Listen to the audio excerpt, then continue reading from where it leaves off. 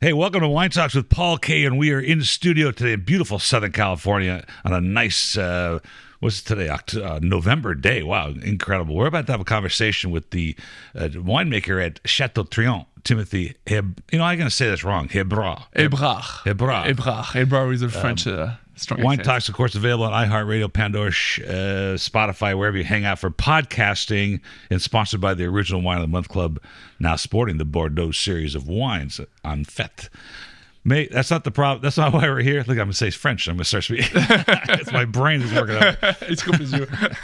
Hey, have a listen to Leah Proveda. She was in studio last week, and what an amazing conversation with a young woman who was born in Burgundy and now sells wine and works with a Bordelaise in South Africa. That's coming up, but not why we're here today. We're here to have a conversation with Timothée, the winemaker at Chateau Trianon. Welcome to the show. Thank you very much. Thank you, Great Paul, to have you here. Me too. I'm so happy to be here. I know it seems intimidating to be in this fancy studio and all, but It's pretty intimidating, but it's pretty cool. It's pretty good to be here. The same conversation we had, and it's the history of Bordeaux and the history of the chateau is amazing. So we'll start right into it. But I did read that your family was part of the famed Cheval Blanc. Yes, sir. For 150 years. For 150 years. 150 years, yeah, man. Yes. Wow. I didn't read that part. Say it again? I didn't read that. Yeah, so we used to be owners for so long, and so I'm the 10th generation of winemaker and selling wines in Bordeaux. So it's pretty cool. And the famed Cheval Blanc. I know Cheval Blanc is one of the most beautiful chateaux in France and maybe in the world. And it was a great story. That must have been hard to. Was super hard to let go. It was. I know it was an inheritance issue and whatever, but it was heartbreaking. It was a true heartbreaking because my grandfathers and my grandmother and my dad, of course, would like to keep this jewel because it's Cheval Blanc. And my grandmother, she's still alive. She's 97 years old, and she's still drinking some Cheval Blanc with a frozen pizza. I'm not joking. I'm going to visit her like every once a week, and she's still drinking some Cheval Blanc and or Petit Cheval, and with easy food. I mean, now she doesn't care. She doesn't want to enjoy. And so the Petit Cheval is the deuxième étiquette. No, it's the second label. It's the second wine. Okay, but that's a funny thing you just said because food pairing is so important in today's society. Everybody's worried about it, and I think it's random anyway. But now we know that you put frozen pizza with some Cheval Blanc, like 1990 or 1995. I mean, it's priceless, and for me, just like it's so funny. Like every time I'm going to see her, and she's like, "Oh, go just to see the cave and just pick whatever you want." I was like, "You're sure?" Yeah, that's really fun. And so it's good. It's good. It's very nice. But it was tough, and when we talk about it, she always like she want the tears, in her eyes because she lived there. I'm sure. She's like the part of a family for like so many years. When you think about that, there are very few wine districts in the world, and most of them are going to be old Europe, like Italy and France. That kind of history even exists, and that's such a special thing, and it's so much part of the story about the wines. It's what I think makes the wine unique, and the stories and the men and the women involved for all those years, and I think at the end we just come with we have that in our DNA, It's part of our heritage, and is it really 100% Merlot? Like in my blood, yeah. In my blood, I'm quite some Merlot, Cabernet Franc, and Cabernet Sauvignon for sure. The movie. And I didn't show you my picture in the tasting room where I put myself in Sideways. The movie Sideways. I heard about it. I never watched it actually. I heard about it. You haven't? Okay, so the story is it's a crazy story. It's kind of a dark movie, noir. It's a little dark, but at the very end, he's sitting at a diner. Which is an American diner with a plastic tumbler like this. Yeah. And they're amber colored, they're brown. And he's drinking Cheval Blanc, 62 Cheval Blanc. With like a plastic... Right. Oh my God. And so the whole movie is about him hating Merlot. And at the end, he's drinking Cheval Blanc, right? Merlot, he's part of the right bank heritage. Of course, right. That's part of the culture, right? I love Merlot. Of course we do. Like the rawness of the fruit is just amazing. So it sounds like to me, you guys are creating your own history now with the Chateau Trianon. Yeah. Trianon. Trianon. And it's kind of interesting because they also mentioned something about your father participating and consulting in South Africa. South Africa, in Lebanon as well. I mean, like his job. Israel too? Lebanon. Yeah. Lebanon, like with a chateau called Chateau Masaya on the Bekaa Valley. Really nice wine. And I mean, he made some wine since forever. And so when we sold Chateau Cheval Blanc, he was looking for a new challenge. And the thing I love about Trianon is he could buy like any other Grand Cru Classé, you know, where everything was done and the sales was like easy to sell. And he rather buy Trianon from scratch. And because Trianon 20 years ago was in really bad shape, like the chateau itself, the vineyard, everything has to be done. And after 15 to 20 years with his team, because his team is really important at Trianon, like we're just not one person, it's the entire team. Of course. With the team, they made like an amazing job to make sure now the terroir shine again. And today we're just so happy about the results and the vintage in the wine, improving vintage after vintage after vintage. And it's really great. So was it 2000 you bought it? 2001. 2001. And it was the functioning part of the winery was almost non-existent, and the vineyard was very small. Like really small. It was like I don't know, like less than 10 hectares. He just brewed like a new one cellar. Like brand new, really modern. He just removed half of the vineyard because it was in really bad shape. He drained it because it was like pretty watery, and so he drained it, replanted it the rest of the vineyard, make sure it gets at maturity. For like 10 years, he worked with 5 hectares. That's it, because the rest wasn't ready. And 5 hectares for like the 5 to 10 years, maybe. Yeah, because they were just babies grapes, and so that's not a lot of land. It's nothing. It's nothing. It's nothing. It's actually nothing. And so now we finally get like the point of what we wanted, and the 2016 just marked this break of when he tried like this vintage. He just like smelled it, tried it, and he just put the glass and say, "What was the first vintage that you bottled under the new regime, under your father's regime?" 2001. 2002. 2002. And so that's the first time that wine had been made for how many years at that point? Were they making anything before that? Yeah, they do, but it was just in bright wines, they just like sell it like for nothing for one negotiations. Yeah. So it was just that's, and after that they just exported it, like I think was like in North Europe, but they didn't like really shine the terroir because we have a beautiful terroir. We are just at the crossroads of beautiful lines. We just, on the way, we can see, I can wave from our terraces, Chateau Figeac. I can see them. Chateau Figeac. They're like a close neighbor. We don't mean we have the same terroir than them because they are like amazing terroir, but we have a bit of their influence. And in the other side, we have like Angelus influence. So we're just at the crossroad of this beautiful chateau, and try to do our best with what we have. And I think we're doing pretty well. So let's go back further. I mean, this is not 2000s is very young for any Bordelais, type operation, but the chateau itself goes back to Louis the XIV and the 17th century. Yeah, I mean the story is amazing. So Chateau Trianon is a really French name, part of the French heritage, and is linked with Louis XIV. So he called himself like the Sun King, and he used to live at Libourne, so next to Saint Emillion. And one of like really close counselor find Chateau Trianon, and he was another name at this time, and just rebaptized Chateau Trianon in linked with of Louis XIV and the Petit Trianon in Versailles.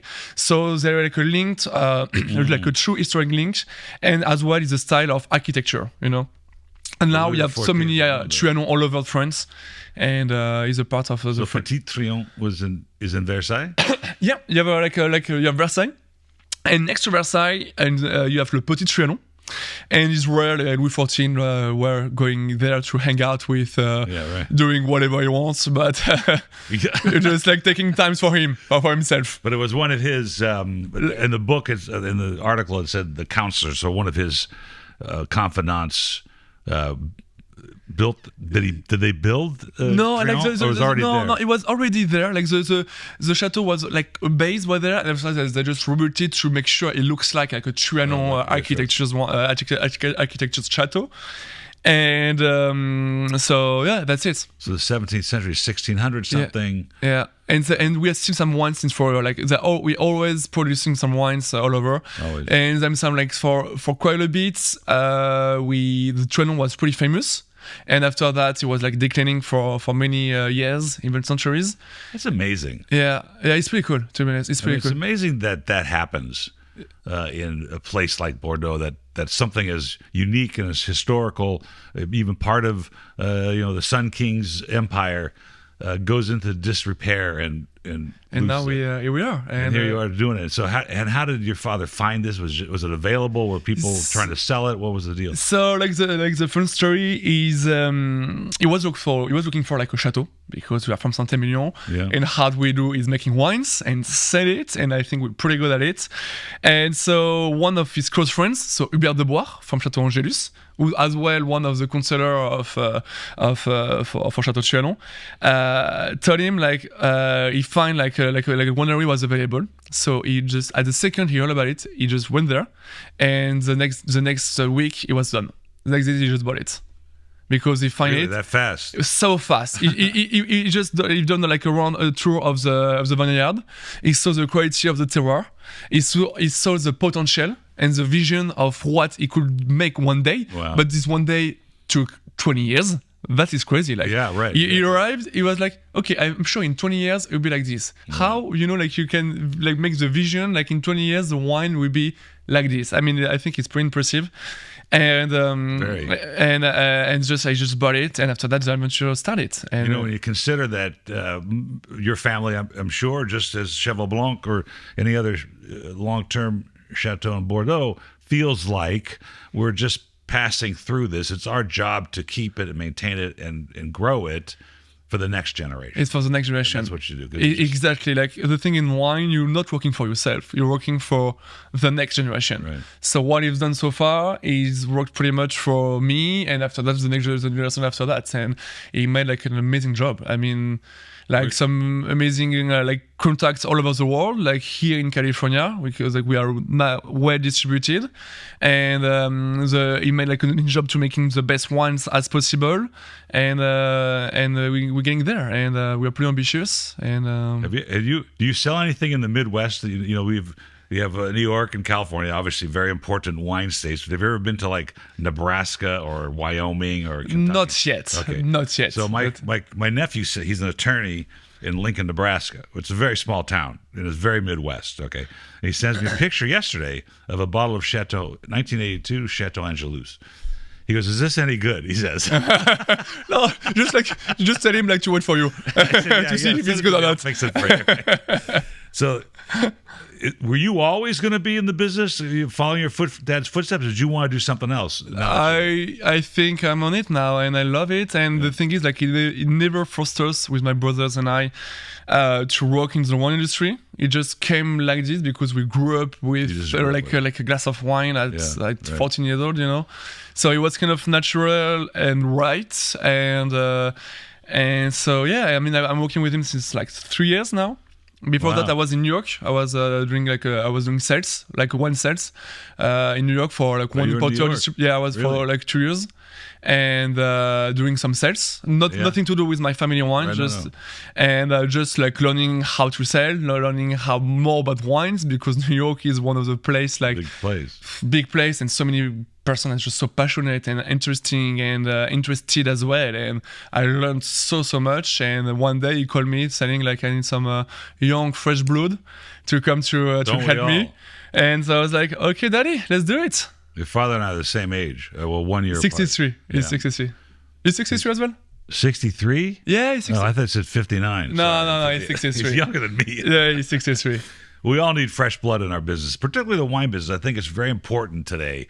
And having this conversation this morning with this organic distilled spirits gentleman, the millennials and the Generation Z or X or whatever letter we're on, they're not really adopting the wine culture yet. Not in America, they do, but it's that day that they taste that bottle of Trianon that they realize, oh, wait a minute, White Claw and his other, canned cocktails aren't that great. Yeah. When you have a nice glass of Trianon to share, and then they realize, wow, right? So we need young, fresh blood for this. But there's something interesting about New York too, and maybe you saw this.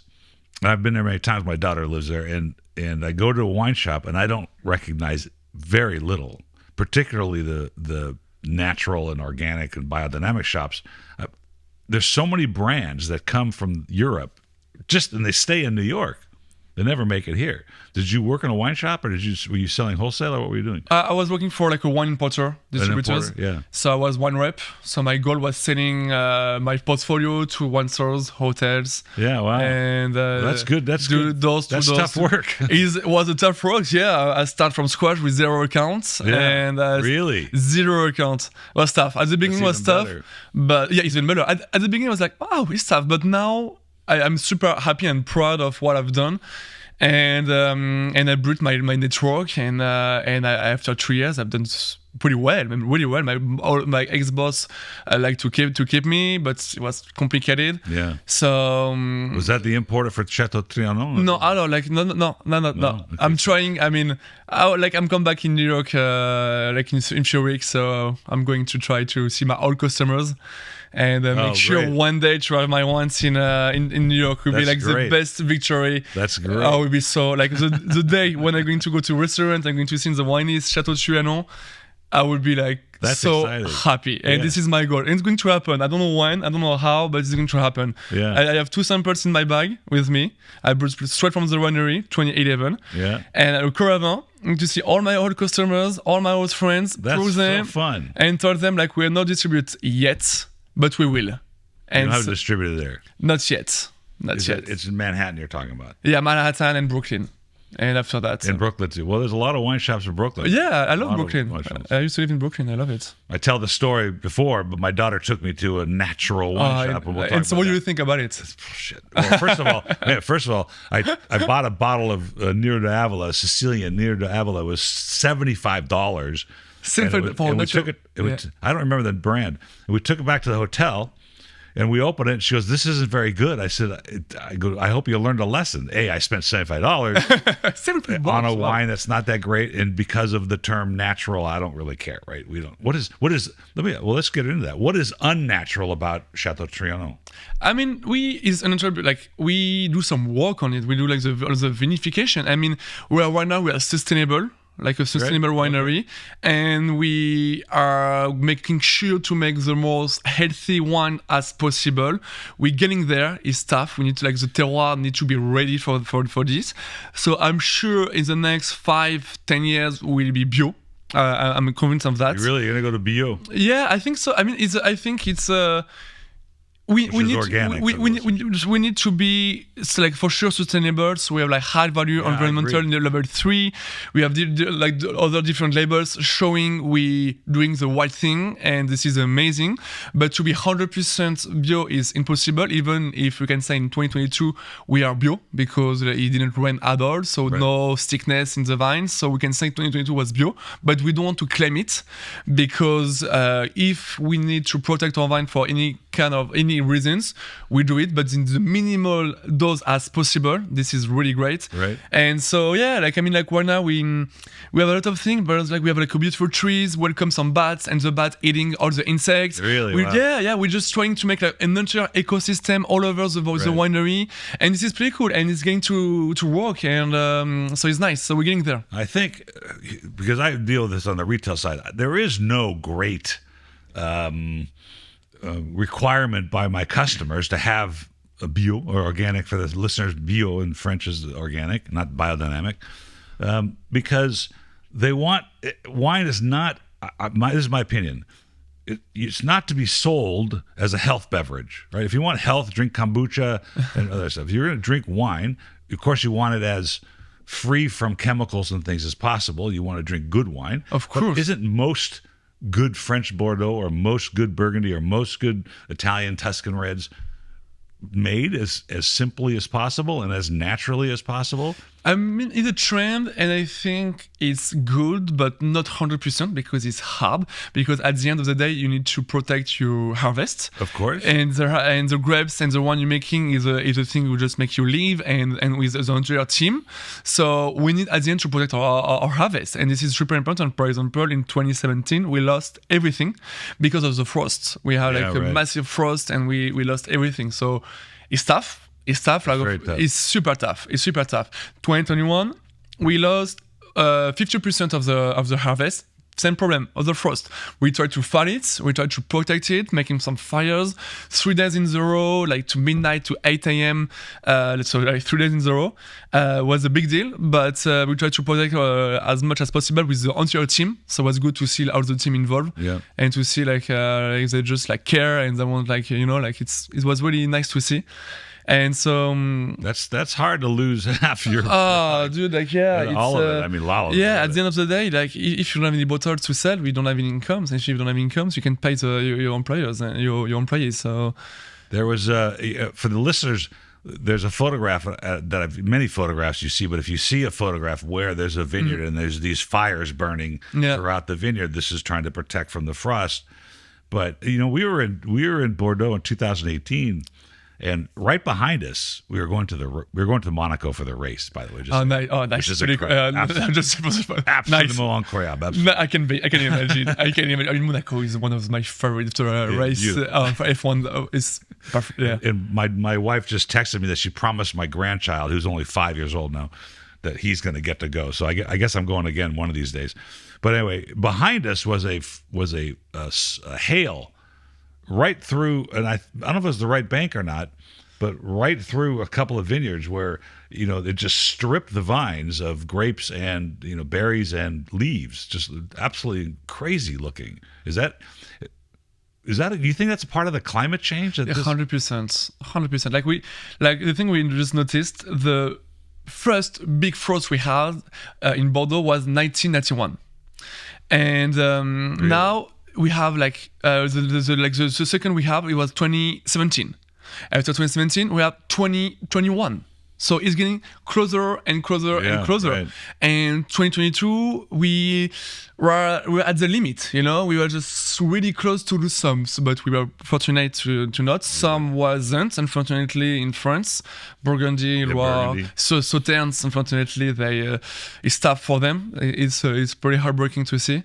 And so it's getting close and close, but like there's some method to protect that. I mean, we're going to put some bushes to stop the winds, so to make sure like the wind doesn't go on the vines. Yeah. So we're starting to plant that. So this is nice, and as well it's nice to create another ecosystem. You can put some fan. There's some big fan in the vineyard, just like spread some hot air, Mm-hmm. So to protect as well the vines. So there are different things we can protect ourselves. So. We always continue to make wines, and we always figure out to protect our grapes. Well, I don't know. I look at this, and this is not a political show, so I don't discuss the origin of the changes. But when I read about, for instance, the French Revolution, there was a mini ice age going on at that time, right? It was cold. Yeah. So is this a cycle, or is this... I don't know. To be honest, I don't know. The only thing I can tell is just something happening. So maybe it's just a cycle. Who knows? Maybe it's just like for a certain time. But as well, we see like in 2022, so this vintage. We were burning back in Bordeaux. We had like 100 degrees, 95, 100 degrees for 4 weeks in a row. Right. Was tough. I mean, and the thing we just realized as well is just like our terroir and vineyard were pretty healthy, and because the roots of our vine was so deep because of the work for the past 20 years, and so everything was green for the harvest. Everything was green, and even my dad was like, damn, okay, we did well. Congrats the team, go team, like we did so well. Yeah, and so it's just sure like the work we've done worked. And well, that is one of actually when you just reminded me, when I have these conversations with biodynamic farmers as well as organic farmers, that's one of the most important things is how deep those raisons, how far they go to the racine, no? The racine, les racines, exactly. I said grapes, racine. Les racines. How far they go to get their nutrients and find water, and they're the ones that protect themselves from drought. Vines is an incredible plant. Like during the summer, like when it was super hot, you can see the leaf. They just like close on themselves to protect themselves from the sun. Wow. It's a really smart smart plants. I mean, they can protect themselves. They protect themselves. It's beautiful. It's pretty to see, and that's why I just like love even more like the vine because they're just like so magic. They're part of magic, and beautiful. It's just so beautiful. So beautiful. Do you share this knowledge that you? From your own vineyard, let's, for instance, in this case, you see this wonderful color, even though there's no water. Do you share this information with other Saint Emilion or right bank chateau owners? Is there a consortium? Is there a group that you get together to discuss these problems? Always, they all know each other. I mean, me not yet because I'm still young, I'm still a rookie. If I can say that. That's a good word to know. I think so too. And I'm pretty happy to be still a rookie. I still a lot to learn. Yeah. But my dad has a lot of connections, and they know, like they all know each other. Like Hubert Debar from Chateau Angélus, or like another guy from like in the kind of like in the chateau of right or left bank. So of course I sharing, and the goal of Saint Emilion, in my opinion, just to grow all together, to be like to play the team. And I mean, like more Saint Emilion is good, better it is for us. You know, you want to like to make sure like to make sure like every chateau makes the best one as possible. We are in competition with each other, but at the same time, we want to make sure like we go and improve our vines together, and I want to make sure Saint Emilion is strong to the world, and is what we want. So of course we're sharing that. I'm going to go back a little bit, just for the listeners to understand. The left bank would include appellations, Margaux, Pauillac, Margaux, Saint-Julien, Saint-Estèphe. And then you've got, between the rivers, you have Entre deux Mers, which means between the seas. And then on the right bank, you have the Saint Emilion, Le Land de Pomerol, places like that. And in the general difference understood by the drinking public or the wine enthusiasts is that the right bank is predominantly Merlot and the left bank is predominantly Cabernet Sauvignon. So that's the lay of the land for the listeners. But what's interesting to me, and we're going to go back to 1855, and Monsieur Napoleon III. Right? Monsieur Napoleon III. And he has this expo in Paris, and he tells the Chamber of Commerce or the group of negociants to rate the wines. And is there any reason why the right bank was left off of this, or they just wasn't part of the mix? Do you know any of that history? I don't know. I know, so of course, like the Medoc, like the AD 1855 classification. To be honest, I don't know why right bank wasn't considered like this, and I'm happy they didn't. It didn't. Okay, that's to be honest with you. I mean, I think it's amazing. Like on the left bank, they do that because it's just like it's like a pyramid. So they just like the chateau just grow with like the most beautiful Chateau Margaux or all the most beautiful chateau over there. But us, I like the fact in Saint Emilion, every 10 years. You can go higher or you can go down, and that's a really good point. And I love the fact, like, if you work well, if you're good, you get a reward, and if you're not good enough, you have to work even harder. Right. And is what we're doing, and I'm sure in 2032. I'm convinced we'll be Grand Cru Classé. I mean, some of the people say like we can be classé mostly for like recent wines, recent vintages. We are not ready yet for different reasons. Like the chateau is not finished. The reputation internationally is not yet. That's why I'm here, like, to make sure to promote it. So, but I'm sure in 10 years we'll be like another game. It will be like a game changer. Are there classifications there? I mean, there's Cru Classé, isn't there Premier Cru Classé? Premier, Grand Cru Classé A, Grand Cru Classé B, Premier Grand Cru Classé A, Premier Grand Cru Classé B, Grand Cru Classé, Château Grand Cru. It is dynamic. It changes. It's changing, yeah. Like I mean, like this year, like we just had like the last classification. So some chateau like Figeac, for example, they turn B to A, and they desire it. I mean, Figeac, it just Pavie, Chateau Pavie. Chateau Pavie as well, Yeah. but not the only two, because Chateau Cheval Blanc, Angelus, and Ozone are left from the classification, just to be just a Saint Emilion. Is there more worldwide awareness of the right bank over the years? Because of the classification of 1855, everybody knows, particularly the Asian community and the Asian countries that want, they want to show their friends they have these wines. But is there a larger, like I have a very close client, a very good client who was in Bordeaux last year, and he only went to Figeac and Pavie. Only because they were just good and they just made the reputation. So and I'll say like as well, those chateaus are just in the game, or like if I can say that like this, since centuries, like Cheval Blanc, and so the reputation is made, and so now it just all the reputation is made, and now they're just like a brand. Us at Trianon, we are like 20 years old. We're just babies. It's amazing. It's just babies. Babies who are just trying to move the lines and just say, hey guys, we're here, and we're going to push some lines and just show like as well we can shine Saint Emilion internationally. That's the goal. Which is a noble goal, and I think it's an important goal because the history. This is amazing history. I mean, Louis the XIV and the 17th century, and the whole, just the fact it's still there, and it's part of the story. Because what happens here in America, particularly in the Napa Valley, is somebody makes a lot of money being a surgeon or an asphalt contractor or something, and then they want to live this lifestyle of being a vineyard manager or a winery, and they don't realize how hard it is. It's super hard, and how much money it takes, and that you don't get to really understand it for 20 years. I mean, you're just starting to learn what Chateau Trianon is, right? We're just starting to get funny the results, but fortunately we had the background of my family. Yeah, sure, of course. So it helps a lot, and the exigence, like the high quality exigence we wanted from Trianon is really high. As you can imagine, after Cheval Blanc, we need like to be ambitious. And my dad was at the beginning.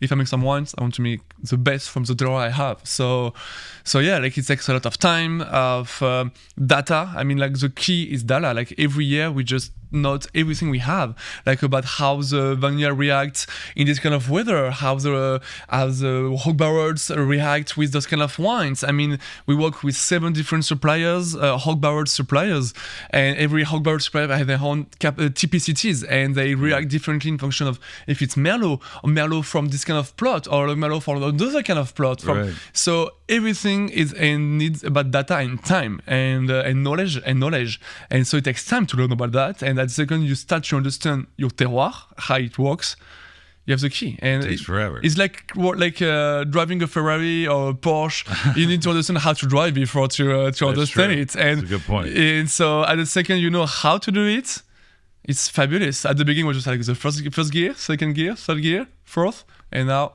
we're going like to put the fifth gear, and because we're ready, the terroir is ready. And it's funny. I have a friend that he bought a Corvette. Of course, a Corvette. Yeah, and he went to the driving school and he ruined his back because they put you in that situation, and he doesn't used to it. He doesn't used to it. Exactly. It's exactly the same. It's exactly the same. The same friend is now very interested in Bordeaux. They've been a Napa type devotee. They like Napa wines, and now but they're starting to understand the complexities and the nuances of Bordeaux and how different they are.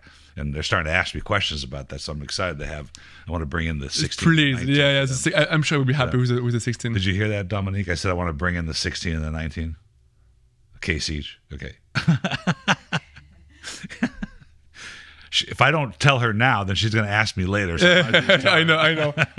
You will. I know you will. Don't forget that. I will make sure you try something. Is it possible for, I know in Burgundy it's very difficult to buy property, and there's a long line of people, and the contracts are very old and historical. But if I went to Bordeaux today, and I know there's some chateau for sale, at today's prices, at today's whatever it costs to buy an acre of planted with a house, is it possible to turn a profit? I mean, it really can't. Is it? I mean, in Napa, it's almost impossible to buy to buy it and make money. I mean, we do. I mean, well, you do. You have, but you're embedded, and you have a group behind you. We have a group, yeah, like which is important. Well, let's just say I want to go there, and I think I'm going to make a lot of money in Bordeaux. Is that possible? It depends. Like, I mean, if you buy, I don't know, like your first Grand Cru Classé, you make some money right away. You know, I mean, right. Well, you sell right away. You sell right away. I mean. Then the frost comes by and takes half your crop away. Yeah, it's tough. I mean, some try. I mean, it's tough. It's tough. And what we do, and I think my dad is doing really well for that, to protect those kind of situation when we miss a vintage. We don't sell everything in primeur. We keep a lot for us to stock the wines and make sure the consumer drinks the wines at the right time. So you have the 2011. We kept the wine for 10 years, 9 to 10 years before to finally sell it. Yeah, really and because to make sure the consumer enjoy it at the right time. This is really important. And so Manuel was like, and this is what he learned from my grandfather. He told him don't sell all you want in primeur. Keep it a lot for you. Great lesson. And exactly, yeah. And so I will do the same because I think it's really wise and smart to do that. And just after that, say it to the market at the right timing. Like these people just try the wines when you just. Well, they're beautiful. The 11 was really fun to taste, and then the 16 and 19 so different, but there's a clear pedigree coming into the wines where the complexity and the structure is obviously well manufactured. I hate using the word manufactured when we talk about wine, but that's the word I use. But it's clear to me that the structure of these wines is more and more elegant and more approachable. It's really interesting. Is it normal for a right bank winery to have a Bordeaux Blanc as well? So with the idea so some people they're doing more and more. It's like the white. It's made in Entre de Mer. And the idea with those Pavillon de Trianon Gamme, we want to make an easy, we want to be like a nice introduction of Bordeaux wines in whites, in red, Pavillon Trianon red, and we love rosé, but I'll talk about a bit later. And so the idea is just like to show as well we know how to make some white wine, and so we work with friends of us. We just pick the best grapes. And after that, we just do like the blendings and the vinification, and to make the one we love. And that's the idea, to have like a nice, easy drinking wines for every day, and representing like a nice representation of Bordeaux. I thought it was very good. I thought the Semillon component was really good. It's really important. Very fresh tasting, and I think that we want to see that kind of structure and balance between a wine, and the price is very fair. For what that's the idea. That's the idea. If we made the one we love, and if you love that one, you probably sure enjoy very much Trianon. So there's no white grapes grown on property right now. Not yet. They used to. I mean, like Saint Emillion, the French fight, used to be like a terroir of white wine, and it changed. I don't know when, but it used to. And more wineries doing some white wine now in Saint Emilion, like for example Cheval Blanc. Like le blanc de Cheval Blanc. I had the opportunity to try it once in New York with one of my old friend customer, and it was amazing. You tasted it in New York? Just once in my life. Like it was one of my really close friends. I can make a promotion for him, like Empire State of Wine, Eddie. If you hear me, thank you very much for this. That's for that. I still remember it. And went down the street, and then and so I would just try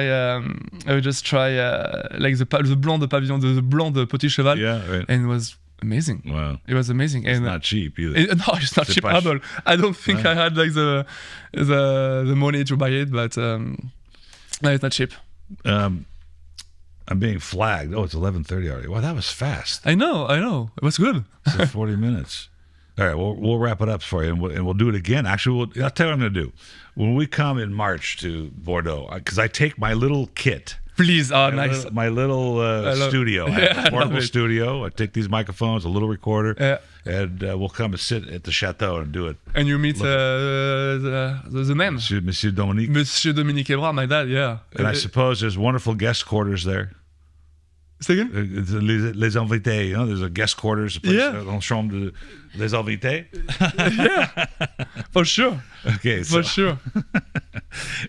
I've got more questions, but I got to wrap it up. It's been a pleasure having you here, and I hope that the rest of the trip is successful and that the people in New York respond to your wines. And I hope so too. I mean, they will. Yeah, they will. Your enthusiasm, and we need more people like you with your enthusiasm and passion for the industry. Because thanks, I really appreciate it. Thank you. We got to get these kids off a White Claw and that kind of stuff, right? Yeah, exactly.